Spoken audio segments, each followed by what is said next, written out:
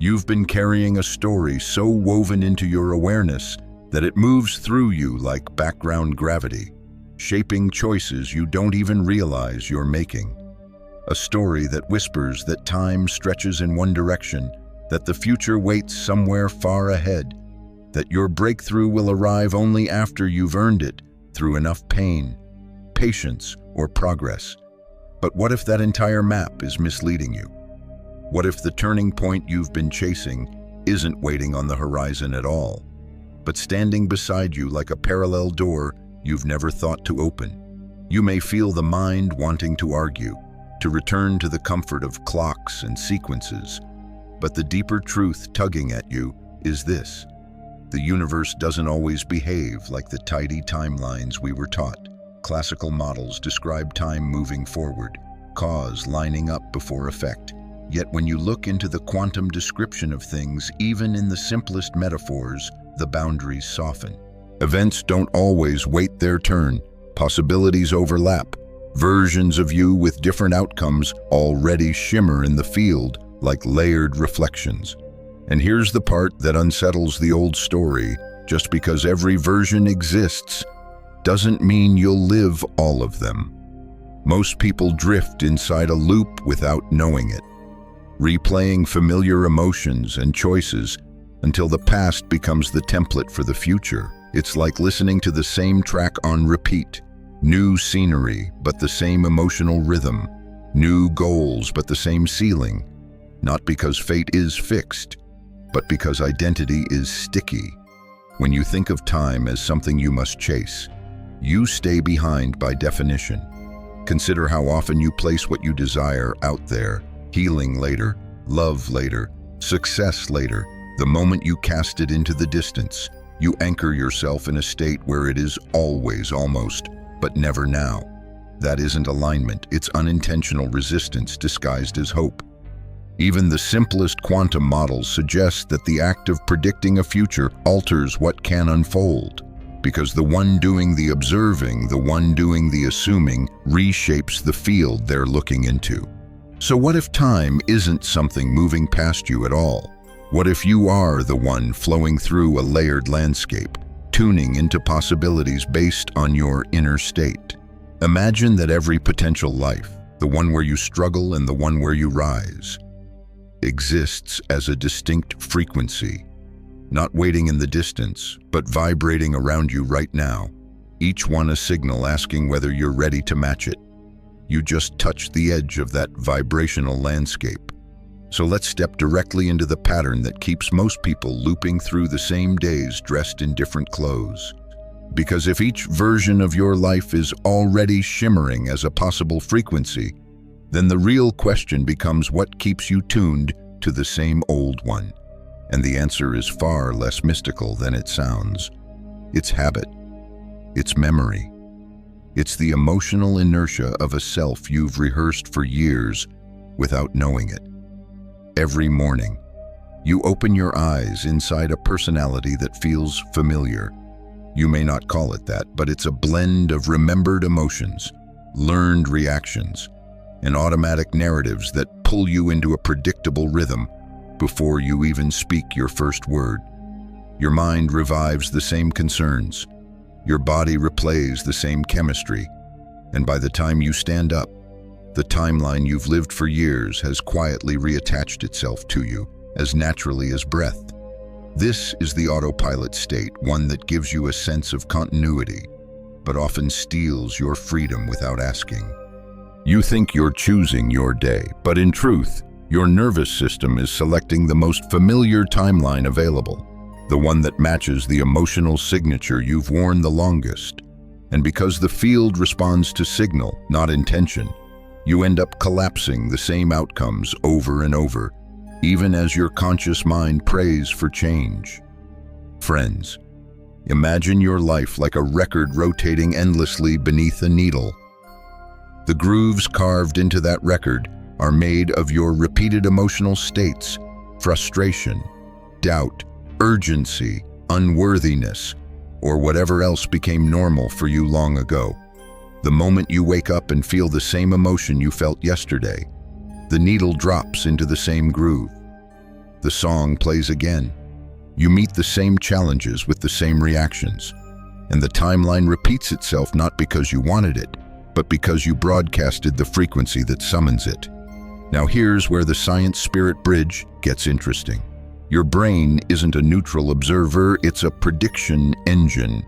It wants to minimize uncertainty, so it clings to whatever it already understands, even if that truth is uncomfortable. That's why people often reenact their old narratives in new environments. A different lover, but the same wound, a different job, but the same pressure, a different opportunity, but the same fear of failure, whispering through the body. You see the pattern, the outer world changes, but the inner vibration doesn't. And the timeline doesn't shift until the identity that selects it shifts. You might wonder why the body is so loyal to old emotional states when your mind is hungry for transformation. Think of it like this: the nervous system equates familiarity with safety. Even painful patterns create a strange comfort because they are known. The known doesn't surprise you. It doesn't require courage. It doesn't threaten the ego's sense of stability. So the body continues broadcasting the signal of an outdated self, while your higher desires float at a frequency you rarely visit. That gap, the space between who you've practiced being and who you feel called to become, is the birthplace of every false delay you've ever experienced. It's not that the miracle is far away, it's that the version of you who can perceive it hasn't stepped forward yet. And let's address something tender. Autopilot doesn't mean you're doing anything wrong. It means your system adapted to survive. It means you endured enough to build emotional reflexes. It means you learned how to navigate a world that didn't always meet you gently. But what helped you endure can't always help you expand. There comes a moment when the identity that once kept you safe becomes the very barrier between you and the timeline where you're already thriving. This is why new intentions often fail, not because they lack power, but because they're spoken from within the frequency of the old self. You say you want the next level, but if your body still carries yesterday's emotions, the field hears that signal louder than your vision. You may notice this in subtle ways. Each time you try to change a pattern, an old feeling tries to reclaim you.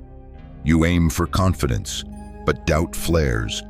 You aim for abundance, but fear rises. You aim for love, but protection kicks in. That's not the universe blocking you. That's the timeline of your past, trying to stay alive through your emotions. But here's the liberating truth. The moment you interrupt that automatic emotion, just one breath of awareness, one pause long enough to choose differently, you create a microscopic tear in the old timeline, a tiny fracture in the groove of the record. And if you keep widening that gap with new choices, the loop begins to crumble. Every shift starts there, in the small rebellion against the emotional autopilot that once defined you. And from that rebellion grows a freedom that your future self has been waiting for you to claim. You felt that small rebellion at the end of the last section, the moment where the groove of the old record cracked just enough to let a new note through. So let's walk deeper into the truth behind that crack. Because this is where most seekers misunderstand why their manifestations stall. You can want something with your whole mind and never live it. Because the quantum field, the universe, the mirror, whatever language feels right to you, doesn't organize around effort. It organizes around state. And state is the frequency you embody, not the story you recite. It's the quiet signal beneath your words that tells the field who you truly believe you are. That signal is ancient, precise, unbiased. It doesn't judge you. It simply echoes you.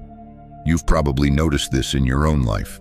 You try harder, push more, visualize longer, and still feel like you're chasing a horizon that keeps backing away from you. You keep telling the universe, "I'm trying," while your emotional frequency whispers, "I'm not there yet."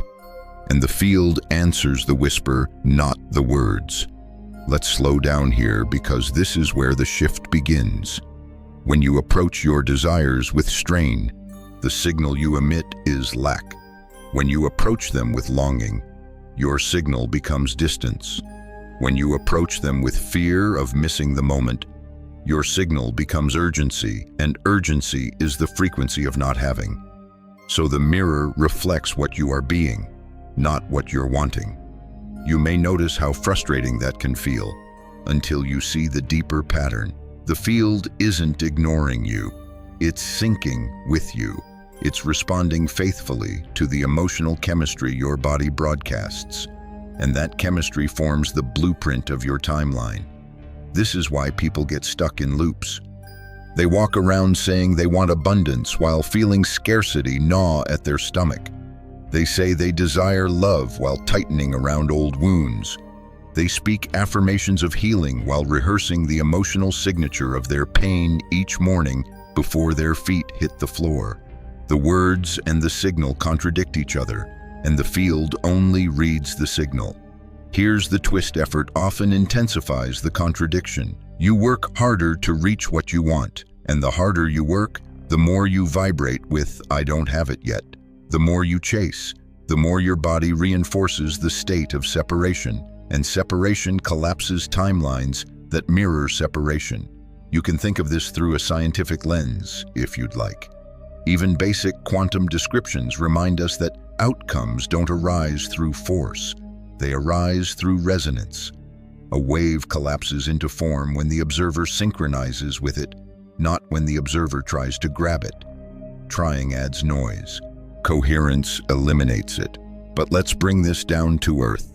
Imagine a radio dial.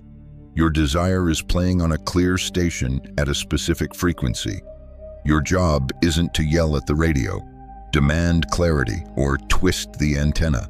Your job is to tune the dial. That's what state does. It tunes you to the life already broadcasting on the frequency you seek. When your internal signal matches your desire, the field doesn't deliver it, it reveals it. There's no chase. Only alignment. And alignment begins with the smallest, quietest shift, letting your body feel what your mind keeps postponing. Abundance isn't created, it's matched. Love isn't summoned, it's tuned. Healing isn't earned, it's allowed. Your future isn't waiting, it's vibrating. And maybe you can feel it right now, that subtle pull toward a version of you who already lives the life you imagine. It's not fantasy, it's frequency recognition. You're sensing a timeline that already exists, but until your state stabilizes into coherence, that timeline remains out of phase with your current one. This is why coherence matters more than strategy. When your thoughts and emotions contradict each other, your signal becomes static. When they synchronize, even for a few breaths, you become a precise tuning fork in the quantum field. The moment you hold that coherence, even briefly, your timeline begins to rearrange itself around you. The field doesn't need time. It needs clarity. And clarity comes from embodying the version of you who has already arrived. So consider this possibility. What if your miracle has always been one emotional shift away? Not 1 year, not one healed wound, not one perfectly executed ritual, just one coherent state that says, I am already aligned with the life I desire. Feel how different that is from, I hope it comes. Feel how different it is from, I'm working toward it. One is a chase, the other is a signal, and the universe has always been listening to your signal. The last section left you standing at the threshold of a new truth, that the universe responds to your signal, not your struggle. So let's step through that threshold together and explore what it actually means to become the signal. Because this is where the shift becomes embodied, where the ideas stop being ideas and start becoming instructions your field can finally understand. And it doesn't happen through positive thinking. It happens through the orchestra inside your body that broadcasts your timeline into the quantum sea. Your heart, your mind, your breath, your nervous system. They're not separate instruments. They're a single transmitter, and the timeline you access depends on what that transmitter is broadcasting at any given moment.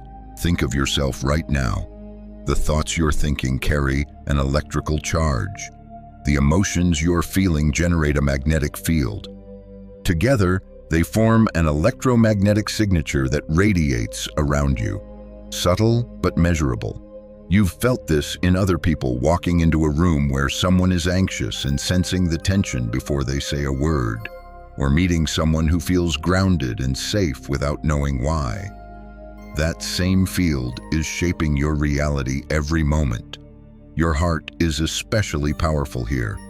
When it's harmonious, when you feel gratitude, peace, or certainty, its field expands, becoming more coherent and more potent.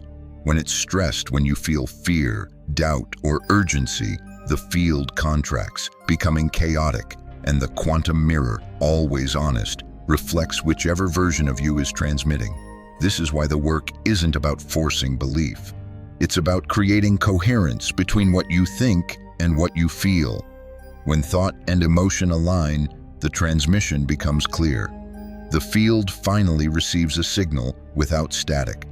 Let's walk through this slowly. Imagine the version of you who already has the life you want. That version doesn't just think differently, they feel differently.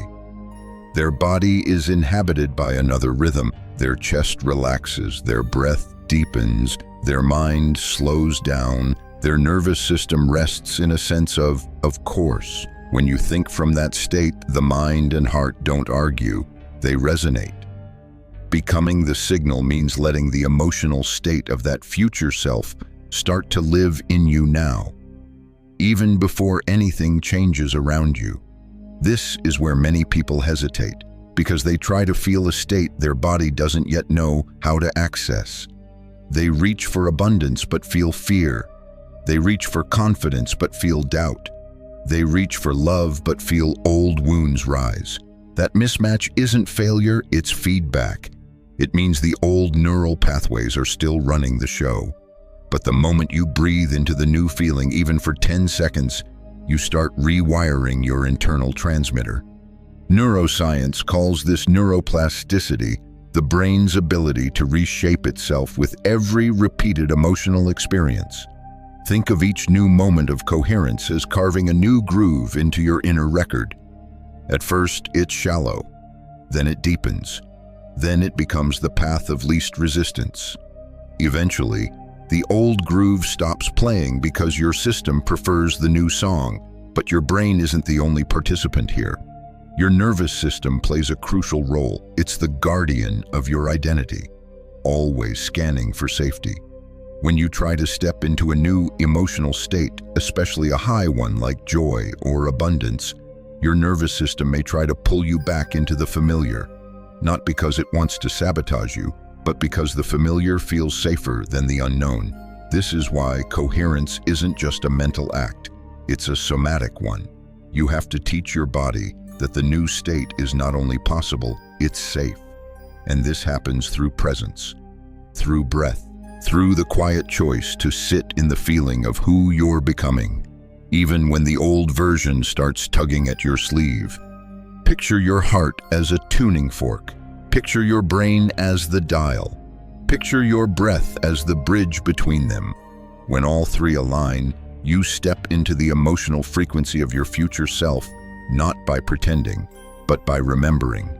Because here's a truth, most people miss the version of you who has everything you desire already exists in the field. You're not inventing them, you're reconnecting with them. And each moment of coherence is a moment where your current self and your future self overlap, like two waves synchronizing into one. This is the moment the field pays attention. This is when timelines shift.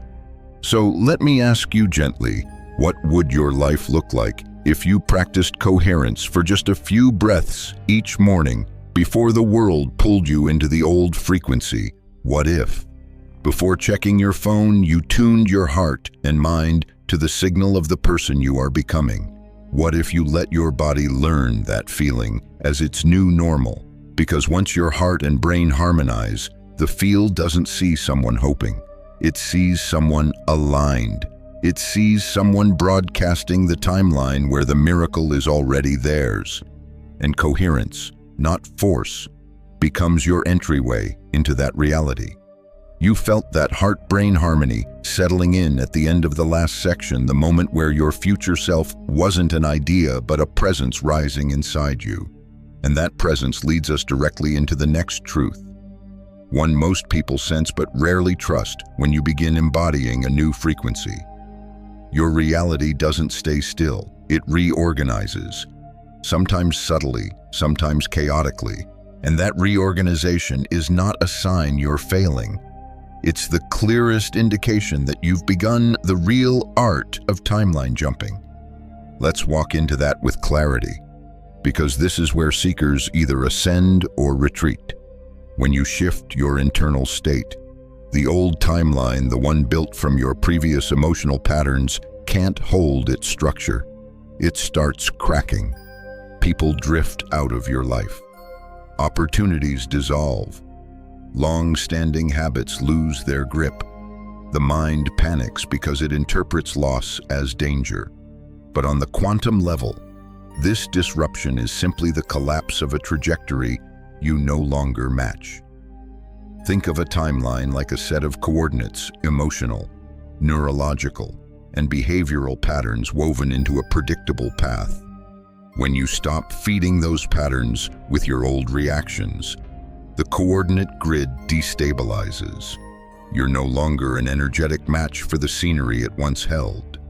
And because reality is responsive, not static, it begins dissolving everything tied to who you used to be. This is why transformation often begins with discomfort. You might feel restless, detached, uncertain, or strangely emotional. That's not the universe testing you. That's your nervous system releasing the emotional anchors that kept you locked into the previous version of yourself. The identity you rehearsed for years doesn't disappear quietly. It dissolves in waves. Now here's the part you may not have expected. Chaos is coherence in disguise. When you jump timelines, you don't glide from one stable state to another in a clean cinematic flash. The space between selves is unstable by design. Old beliefs start dying. Familiar emotions fall away. Behavior patterns lose their reward. Your brain searches for the narrative that once kept you safe and finds nothing solid to grab. This is the corridor between worlds, the vibrational tunnel where the old coordinates fade before the new ones come fully online. If you can stay conscious in that corridor, something extraordinary begins to happen. You stop gripping the collapsed timeline.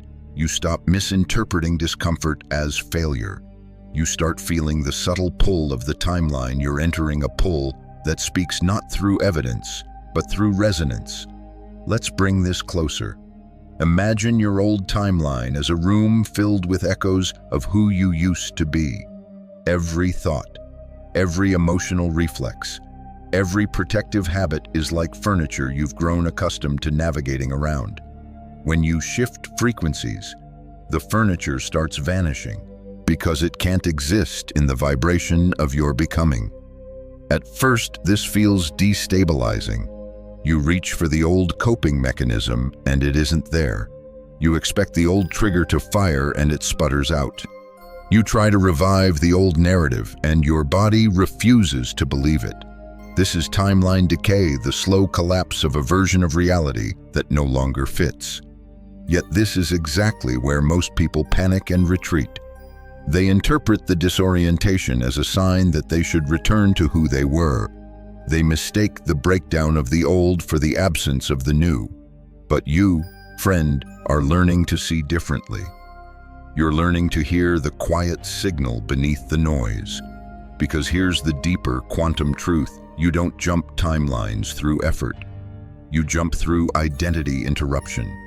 Each time you interrupt the emotional reflex that belonged to your past self. Each time you choose presence instead of panic. Expansion instead of contraction, you sever one more thread tying you to that old reality. and the universe responds instantly, even if you can't see the results yet. Let's talk about seeing. When you shift timelines, the first signs aren't external, they're internal. You notice that certain problems feel smaller, certain worries lose their sharpness, certain desires feel closer, not because they've arrived, but because your body knows they're available. You stop checking for proof because the new frequency carries its own kind of certainty, one that doesn't need evidence to feel real. And then, slowly or suddenly, the outer world begins to mirror that coherence. People who resonate with your new timeline appear. Situations that match your new identity open up. Synchronicities increase because you're no longer broadcasting static. You're broadcasting a clean signal into a field that has always been listening. This is the art of timeline jumping, trusting the collapse, decoding the chaos, and staying coherent long enough for the new identity to stabilize, not through control, through attunement. So let me ask you, if your world feels like it's wobbling right now, could it be because you've already begun the jump? Could the instability be proof that your old self can no longer hold you? And if that's true, then every tremor is not a warning, it's an initiation. Stay with that, because on the other side of this corridor, a new timeline is waiting, shaped by the frequency you're finally courageous enough to hold. You felt that corridor trembling behind you, the old coordinates dissolving, the new ones humming just beyond perception, and that doorway leads us straight into the most misunderstood idea in spiritual and quantum circles: delay. Because once you start shifting timelines, the mind begins asking, if I've changed so much inside, why hasn't the outside caught up yet? And that question reveals the illusion that keeps millions stuck, the belief that time, not vibration, is the gatekeeper of your miracle. Let's dismantle that illusion gently but thoroughly. You've been taught to wait, to trust that something out there is arranging itself on your behalf, to believe that the universe is preparing the right moment, the right alignment, the right blessing. And while that can feel comforting, it also quietly trains you to see your desire as distant, as something that requires conditions, as something that needs time. But the quantum metaphor points to something different. Time isn't the conveyor belt you ride until your destiny rolls toward you. Time is the echo of your state, and the echo only arrives once you've changed the signal. So the delay you feel, it's not divine timing, it's vibrational misalignment. Let's slow this down and breathe into it. The gap isn't between you and the universe. It's between your conscious wants and your subconscious broadcast. You might wake up saying, I'm ready. But if your emotional body is still rehearsing doubt, fear, or unworthiness, the field mirrors that instead. Not as punishment, simply as resonance. Imagine two tuning forks. One rings at the frequency of almost, the other rings at the frequency of already. If you strike the almost fork, the already fork stays silent, not because it's unavailable, but because it doesn't vibrate with what you're sending out. This is what most people call delay. But delay isn't lack. Delay is dissonance. Listen closely to your own life and you'll see it. Whenever you feel the ache of it's not here yet, you step out of the timeline where it's already true. The moment you narrate absence, you vibrate as the version of you who does not have, and the field, always honest, reflects that version back to you. This is why longing hurts. Not because desire is wrong, but because longing pulls you out of the frequency that would let the desire collapse into form. Let's take this deeper. Your subconscious doesn't communicate with words. It communicates with sensations, assumptions, emotional memory. If you're carrying the emotional signature of not enough, not ready, or it hasn't happened yet, then that becomes your default timeline. You tune into the station of postponement and wonder why the song of fulfillment never plays. But here's the pattern interrupt. What if nothing is actually missing? What if everything you desire exists right now in the field, just slightly out of phase with your current vibration? Not later, not someday, now. The miracle isn't waiting for the right moment, it's waiting for the right version of you. Think of your desire not as a goal, but as a frequency band. When you match that band, the delay collapses. It doesn't shorten over time, it dissolves through coherence. This is where letting go becomes precise. Letting go isn't about abandoning what you want.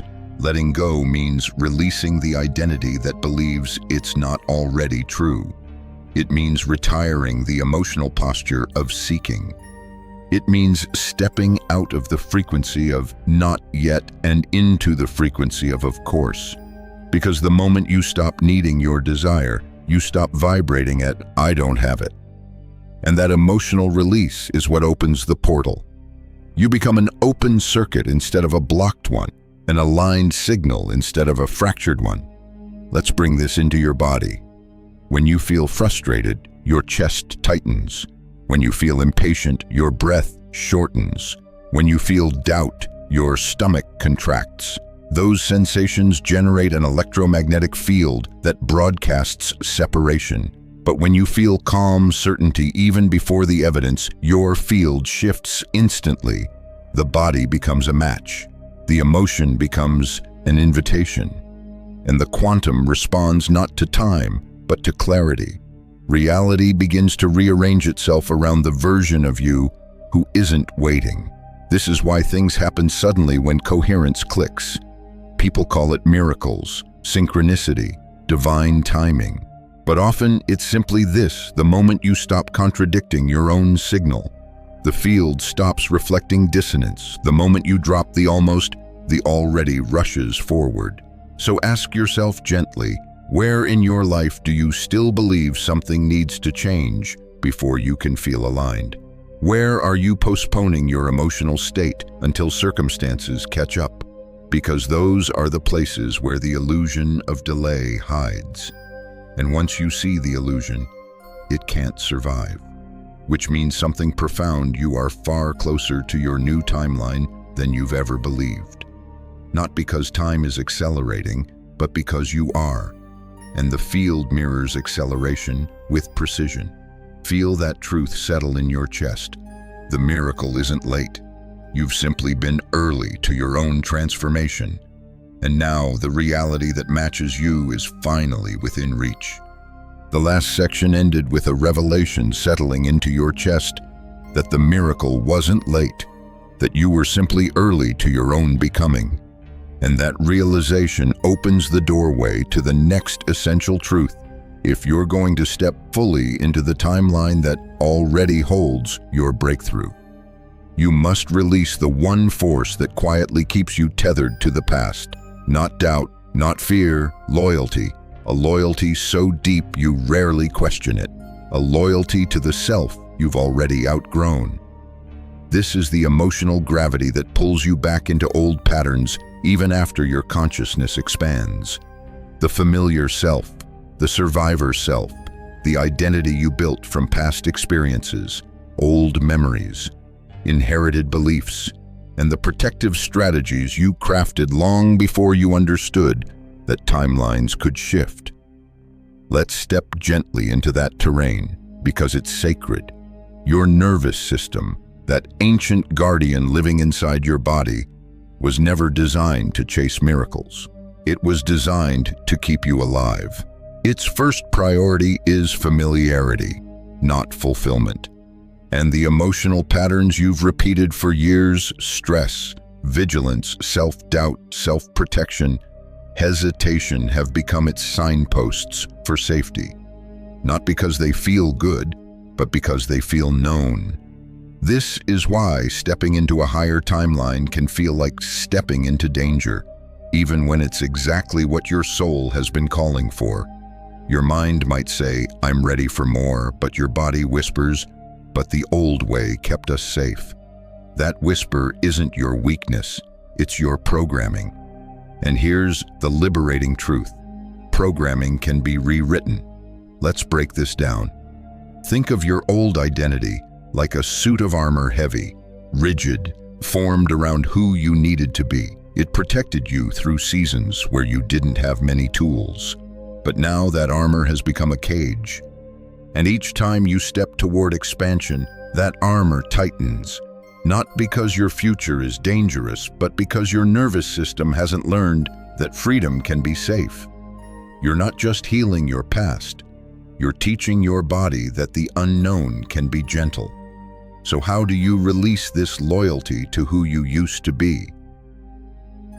Start by noticing the emotional signatures that keep you anchored to old frequencies.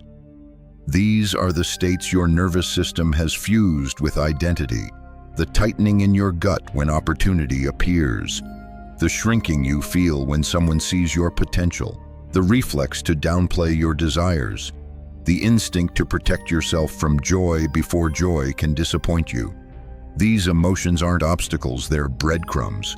Each one points to a place where your past self still holds the controls.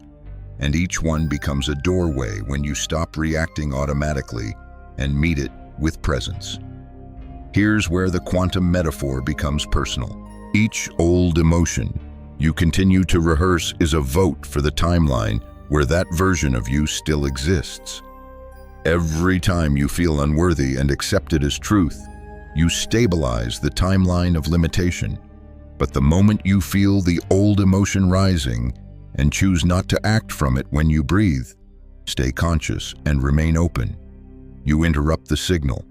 You destabilize the old timeline. You loosen the grip of the identity that kept you small.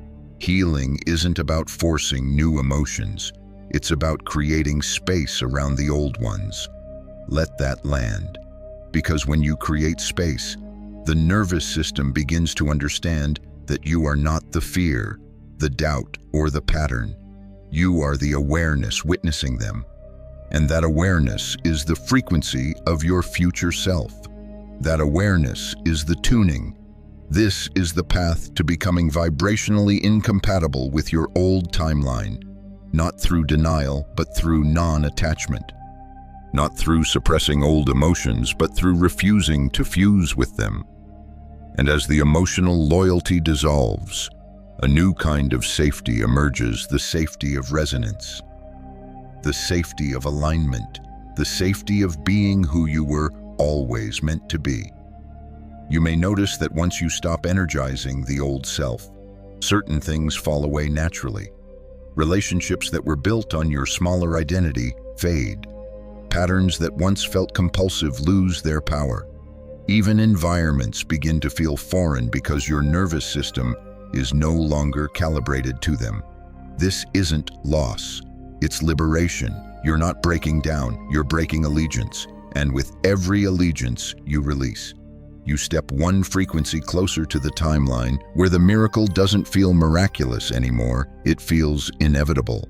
So pause with this truth: your next timeline isn't waiting for a stronger version of you. It's waiting for a freer version of you, a version no longer bound by loyalty to who you had to be in order to survive.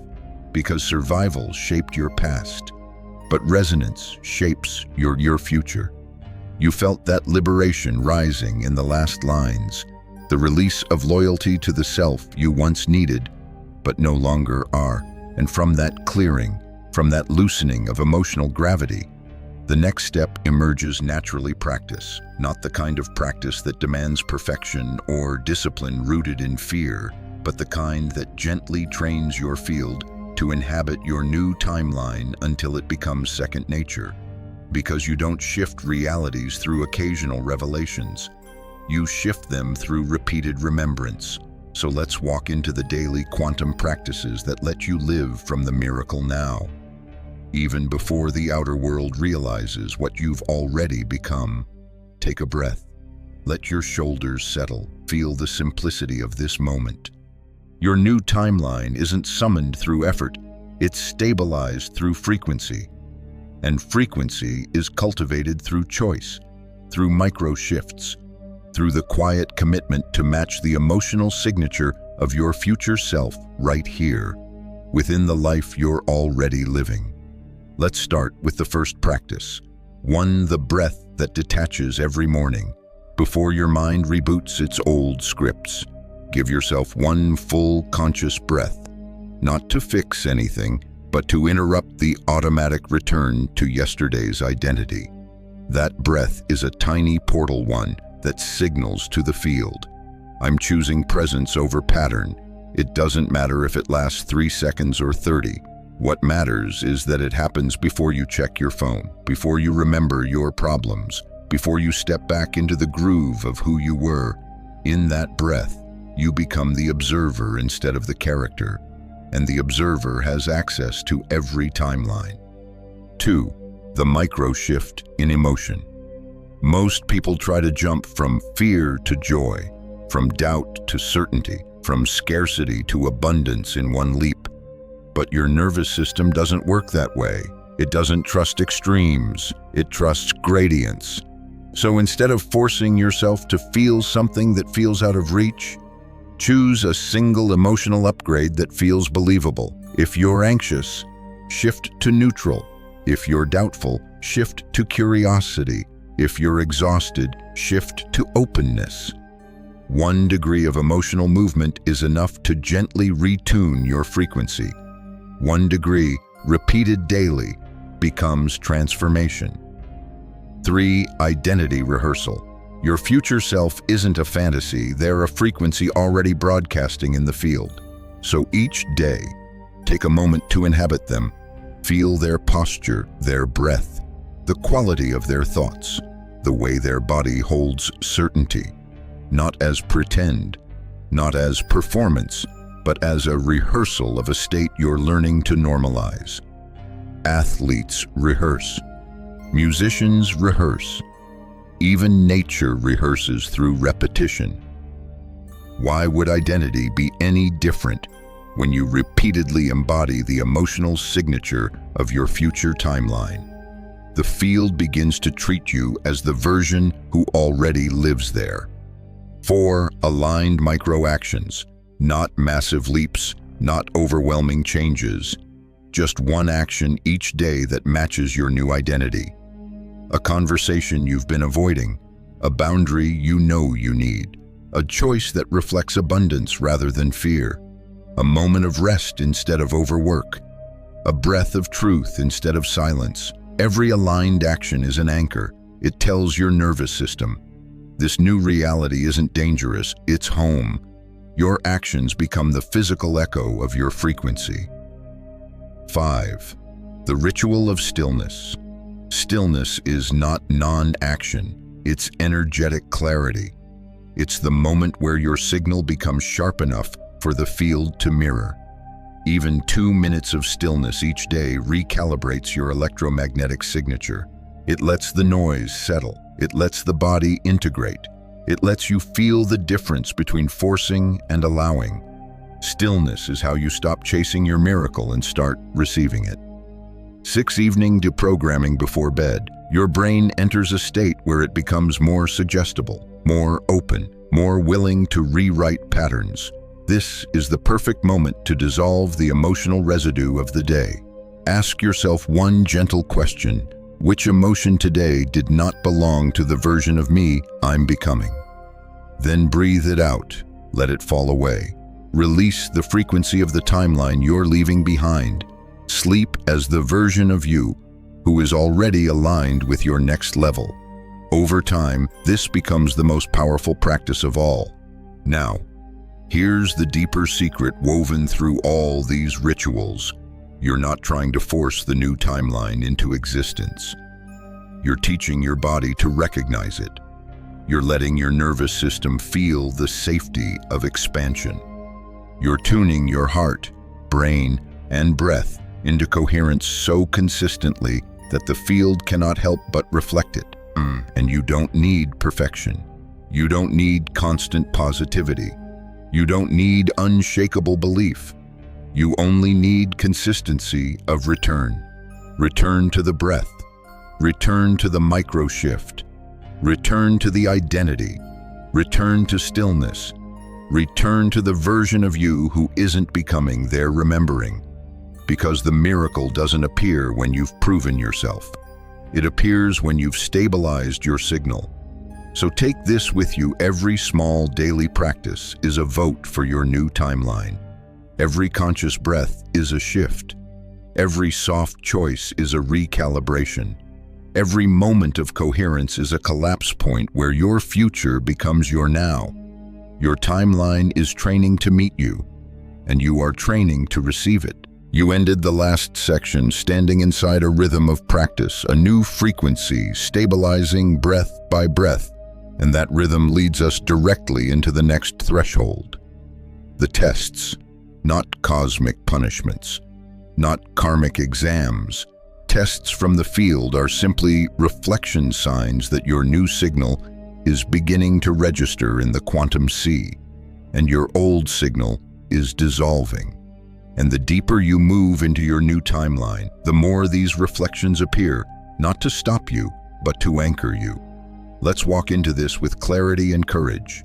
When you raise your frequency, life responds in two ways: through triggers and through synchronicities. Two sides of the same transformation. One reveals what's still unhealed. The other reveals what's already aligned. And together, they form the feedback loop that initiates you into stability. So let's start with the first kind of reflection: the triggers. A trigger isn't a sign that you've fallen back. It's a sign that an old emotional pattern is surfacing for release. When you shift timelines, your nervous system must recalibrate, and the parts of you that once depended on fear, scarcity, or self-protection rise to the surface, not to sabotage you, but to be integrated. A trigger is simply a piece of the old frequency asking to be retired. Imagine you're stepping into a timeline of confidence, and suddenly someone's comment makes you feel small again. The old you would react or contract. The emerging you pauses, breathes, witnesses the emotion, and chooses not to identify with it. That pause, just one conscious breath, is a signal to the field: I'm stabilizing the new state. The trigger dissolves not because the world changed, but because you responded from a higher frequency than the one that created it. This is how the old timeline loses its power. One response at a time. Now, let's shift to the second reflection: synchronicities. Synchronicities are the breadcrumbs of your new timeline. Times when life aligns too perfectly to be random.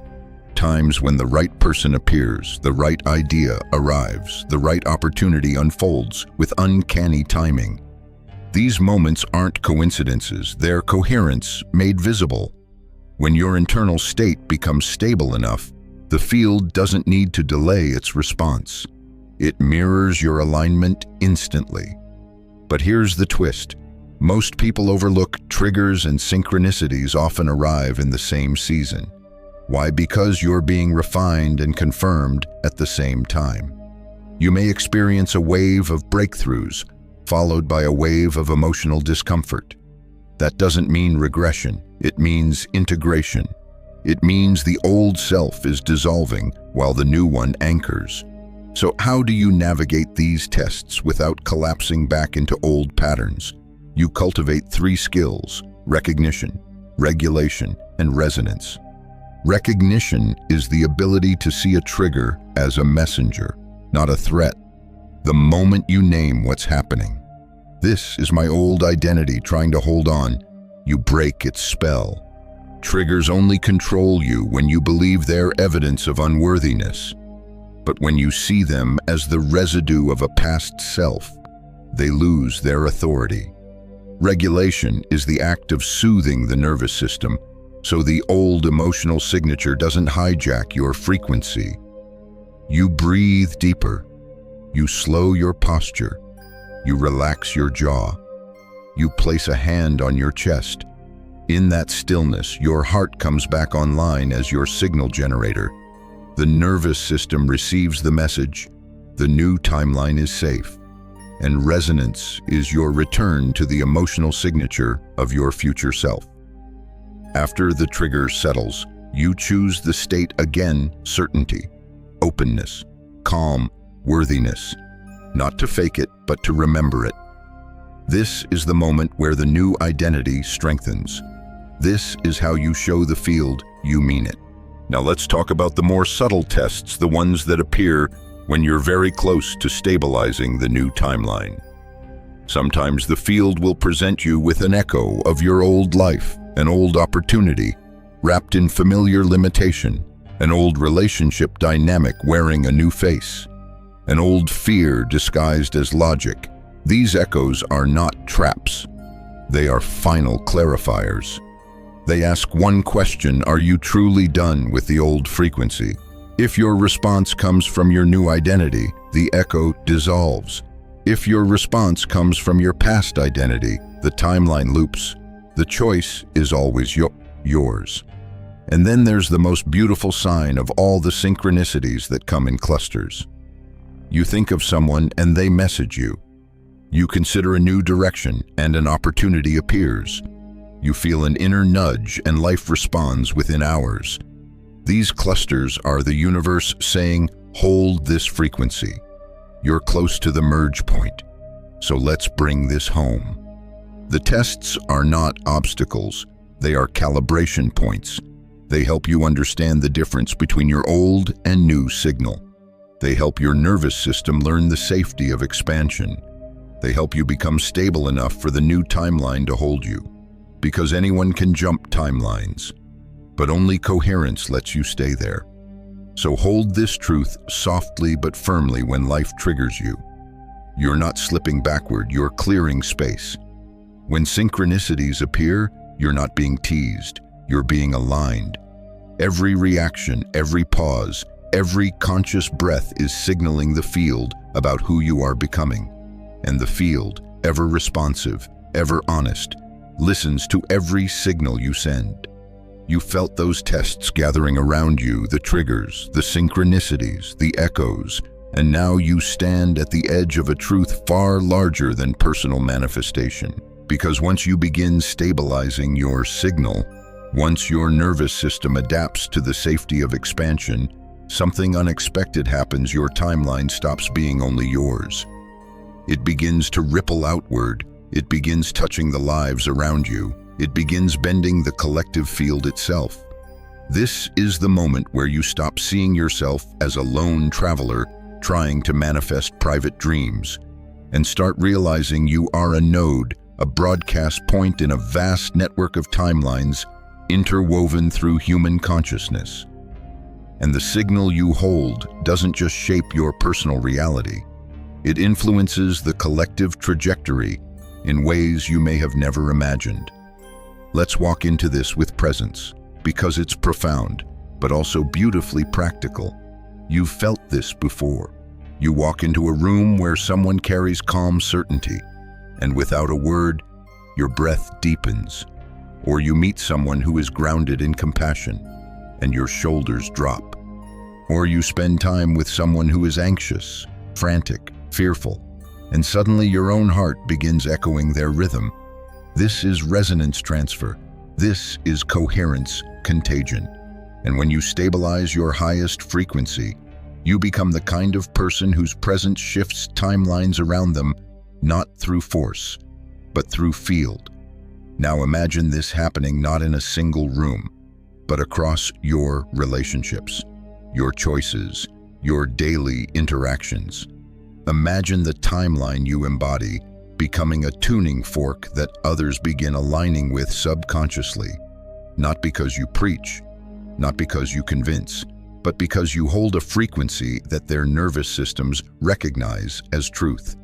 This is the next level of timeline mastery, coherence as service. And this reveals something powerful. Your evolution is not isolated. Every time you dissolve an old emotional signature, you reduce that signature in the collective field.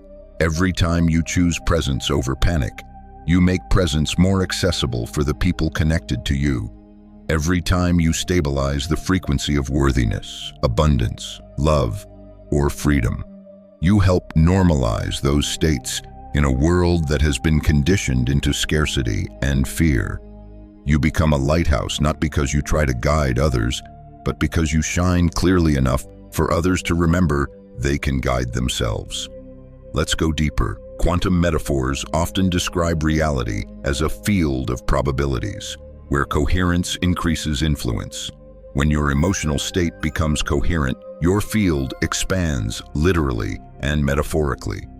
Research in electromagnetic models suggests that harmonious states radiate more powerfully than chaotic ones. So when you embody your chosen timeline consistently, your field begins interacting with other fields. It begins whispering, "This way, this frequency, this reality is available." People near you start feeling safer. They start sensing possibilities they couldn't access before. They start resonating with the version of themselves that your presence awakens. Think of someone who once inspired you, someone whose certainty made you feel braver, whose peace softened your fear, whose joy made you remember something ancient in yourself. That person didn't convince you to evolve. They reminded you that you already could. That's what it means to be a node in the collective timeline. And here's the twist: the more people around you shift, the more the collective timeline shifts. You're not just stepping into your new life. You're participating in a repatterning of the human field. This is why your internal work matters more than you've ever imagined. Not because it gets you what you want, but because it expands what's possible for everyone connected to you. Healing your nervous system reduces inherited fear in your lineage.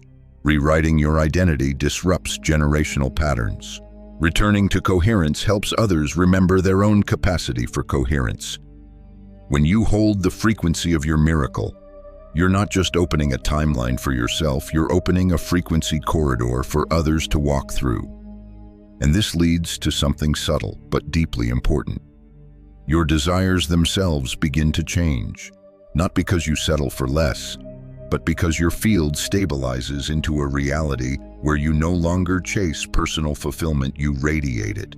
You no longer see manifestation as accumulation. You see it as alignment. You no longer seek miracles, you become one. Your identity shifts from seeker to source, from consumer to creator, from isolated self to conscious participant in a collective awakening. So pause and feel this: your next level isn't only about you. It never was. Your timeline is interwoven with countless others. Your coherence ripples into them. Your clarity steadies them. Your breakthroughs activate them. This is why your miracle matters, not because it satisfies the ego, because it contributes to the field, because it lifts the timeline we share. You're not shifting your life in isolation. You're helping tilt reality toward a more awakened version of humanity itself. And when you truly understand that, your path becomes something sacred. Your evolution becomes service. Your embodiment becomes impact. So as you step into your new timeline, remember this: you are not just manifesting a future, you are upgrading the frequency of the world you live in, and the world feels you more than you know. You've walked through 10 thresholds, each one loosening the grip of the old timeline, each one drawing you closer to the version of you who was never waiting, only remembering. And now, as we step into the wind down, let's soften the pace. Let's let the intensity settle. Let's allow your system to absorb the truth that's been echoing through every section. You are already closer to your new timeline than you've ever realized. Feel that for a moment. The work you've done here hasn't been about forcing a miracle or pushing your way into a future that resists you. It's been about aligning your field so precisely, so gently, that the reality you once chased begins to recognize you, begins to gravitate toward you, begins to unfold around you with the quiet inevitability of something that has always been yours. And that inevitability doesn't arrive through pressure, it arrives through presence. So take a slow breath, one that lets your shoulders drop, one that lets your heart catch up with your mind. Because this entire journey has been guiding you toward a single embodied truth. You don't leap into a new timeline through effort. You receive it through coherence. Coherence isn't a mood, it's a relationship. A relationship with the version of you who already lives the life you're stepping into. The more often you choose that relationship, even for a breath, even for a moment, the closer the timelines merge, sometimes subtly, sometimes suddenly, but always honestly, because life mirrors your signal with exquisite precision. So as you leave this transmission, here's your gentle invitation, not a command, not a demand, simply a doorway you may walk through. Whenever you're called, return to the feeling of the version of you who is already there, not as a performance, not as a ritual, as a remembering. Let that version breathe through you for a moment in the morning. Let them guide one small choice each day. Let them color your posture, your breath, your presence in a way that feels natural rather than forced. And with time, though not the linear kind, you'll notice the world shifting in quiet ways. You'll notice little synchronicities forming patterns. You'll notice opportunities that feel strangely timed, yet perfectly aligned. And you'll realize it wasn't magic. It was resonance. It was you. So as we close this journey, hold this softly. You are not becoming your future self.